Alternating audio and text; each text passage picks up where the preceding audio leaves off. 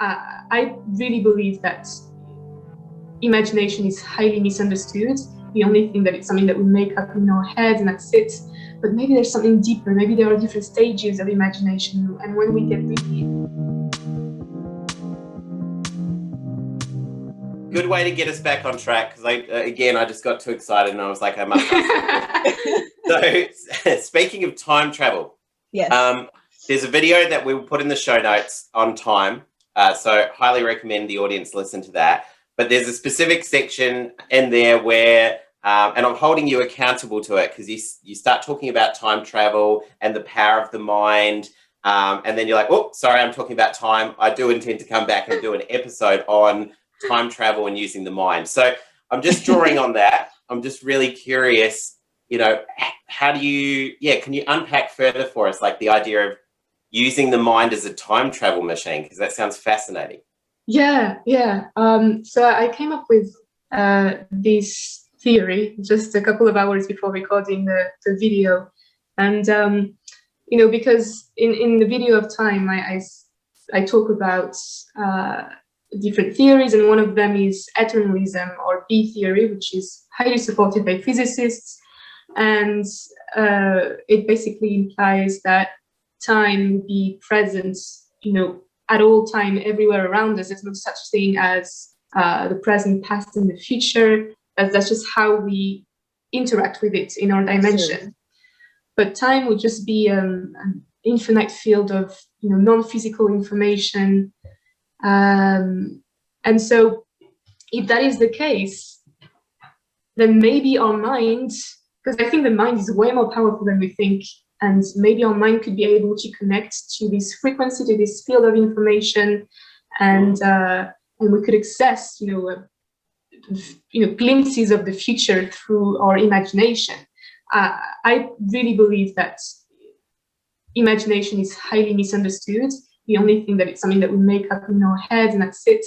But maybe there's something deeper. Maybe there are different stages of imagination. And when we get really, attached to something that we imagine, and it's, recurring a lot, maybe there's actually something deeper. Maybe where we can connect to an alternate reality, to a past life.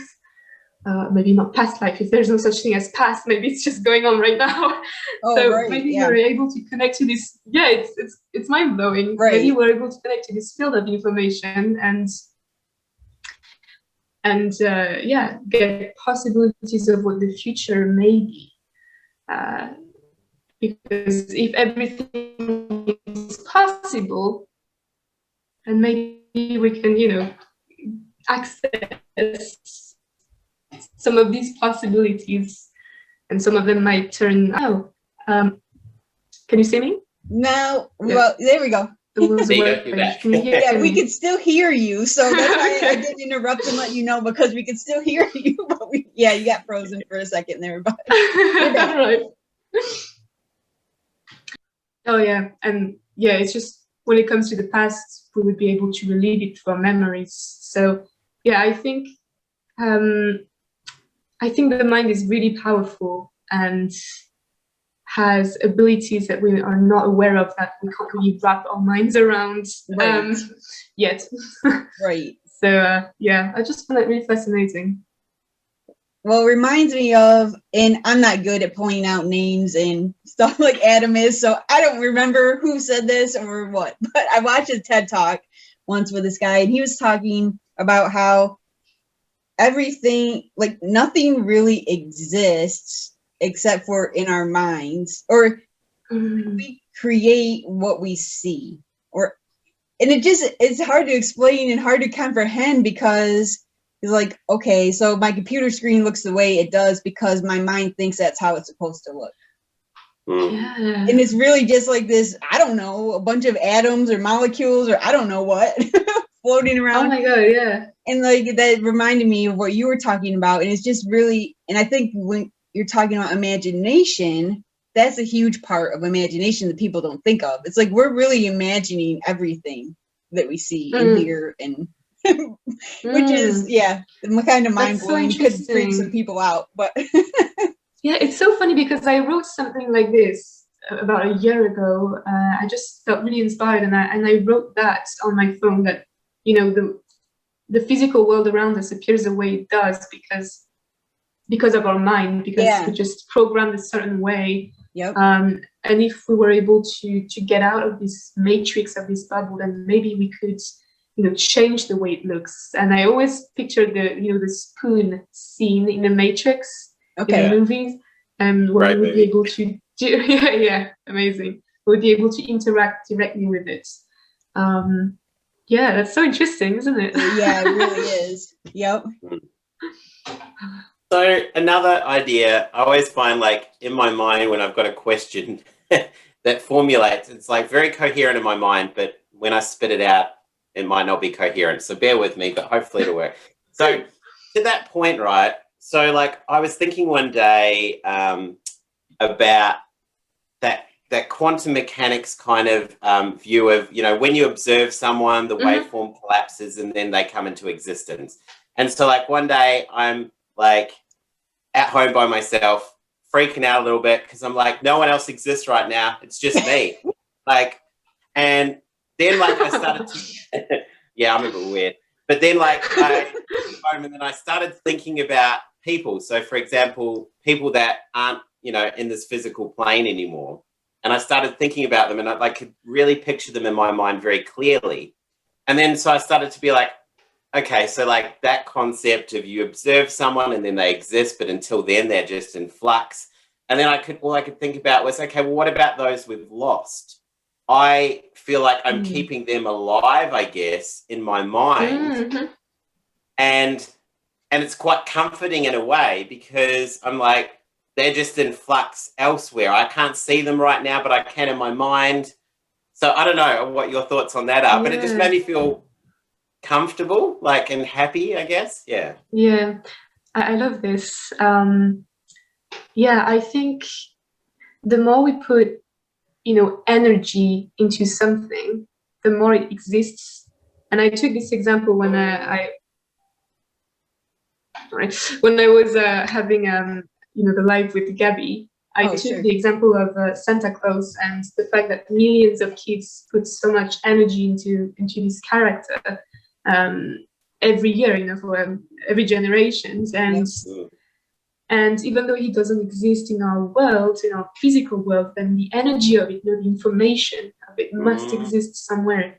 So I think that by thinking that something really exists, you're actually making it exist, maybe not in our reality, but somewhere else in the universe, because your thoughts presumably belong to the rest of the universe. Because there's no such thing as separation, as isolation. We all belong to the universe.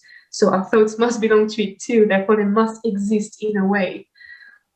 Brilliant. See, first geek moment, Amanda. Love it. I think we were both doing it at the same time. Yeah. Nice. I like that. Cool. But you know what it reminds me of? Because there's so many movies, and I'm thinking of Elf. Like, have you guys seen Elf with Will Ferrell? Oh, I don't think I've ever seen it. I know it, but I don't think I've ever seen it. And there's another movie too, or a couple of other Christmas movies, like these Christmas movies. Anyway, my point is that in order for Santa's sleigh to work, everybody has to believe in him. And when people stop believing in him, his sleigh doesn't work anymore. So it's just, that's what I was thinking when you said that. But it's so true that it's, that we as a community can bring something into being that never existed before, or maybe doesn't exist on the normal plane of thought. But there's an episode of Doctor Who as well where that happens, where everyone in the world at the same time says his name. Another geek moment. But now you really showed how geeky you are with Doctor Who. But that's another thing. And the whole concept of the episode is everyone gives him energy and power by all uniting and combining at the same time. So, just had to put a little Doctor Who plug in there. Sorry, guys. It has to be true because it's in such classic cinematography here. But imagine all those stories, all those great stories like The Lord of the Rings, for example, and so many people just love this. I'm one of them. And imagine by thinking that it exists, by putting so much energy into it, you're actually making it exist. Yeah. In an alternate reality. That's just amazing. I love this stuff. So cool. Yes, that's awesome. It makes a lot of sense, though. I mean, it seems highly possible to me. Yeah. Yeah. Yeah. Yep. I think the next question's yours, Amanda. Is it me? Okay. The Carl Sagan quote. Yeah. I don't want to get in the way you're geeking out, so. But yeah, no, I did hear you mention this quote once, and I don't know what video it was in, but you mentioned a quote from Carl Sagan, and I just wanted to get your take on it because it's a very cool quote. But the quote is, "If you wish to make an apple pie from scratch, you must first invent the universe." And it kind of goes along with what we were talking about. Mm-hmm. But why does that quote resonate with you? Well, first of all, I just love it because I think there's such a deep connotation to it that a lot of people missed. Well, he basically says that in order to to make an apple pie from scratch, you must invent the universe. So you need a universe, you need a galaxy, you need a planet, an apple tree, atoms. Yeah. And so that's the most common interpretation of this quote. But I think there's something else. I like the fact that he used invent. You must invent the universe. He didn't say you must. He didn't say you need a universe. You must invent it. And invent it is all about imagination again. It's all about creating it in your head. And so maybe the universe had to go through this process to create everything that we now know. Mm-hmm. And in the video where I mentioned this, I was also saying that in our world, in order to come up with a new invention, we have to first imagine it. We have to conceptualize it in our heads and then create it. And maybe the universe had to go through the same process. Yeah. It was just a concept at first, and then it needed a little bit more than a concept. So it just created the physical world and all the consciousnesses that we are a part of to experience itself.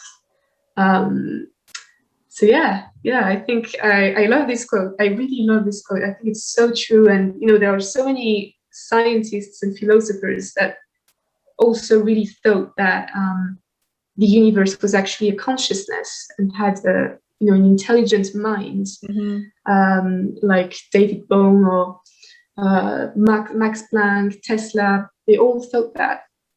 So it's very interesting. And another thing that I found really interesting too, that I also said, I love this, is, the fact that in our body, our cells, they all respond to a plan. They all are programmed a certain way, so they can do their work. The moment they stop doing their work, it just leads to disease. And maybe, because it is exchanging information with the brain, maybe it's the same case for the world around us. All the particles that make up our environment, they might, respond to a mind, to source consciousness. Otherwise, the world as we know it would be completely random, right? So it has, the particles have to hold a specific type of information. They have to effectuate certain tasks. So yeah, I think it's a very interesting thought. Well, yeah, and equating it to the body and how disease will start to grow, or however you want to say it, if your cells and if your body is not working according to plan. Well, you think of that in diseases of society, or even diseases of the environment, all come about because we get in the way and we interrupt the program that they're supposed to be running. Well, especially nature. Like, if we didn't get in the way of nature would just take over. And nature knows how to take care of itself. And we've talked about that before.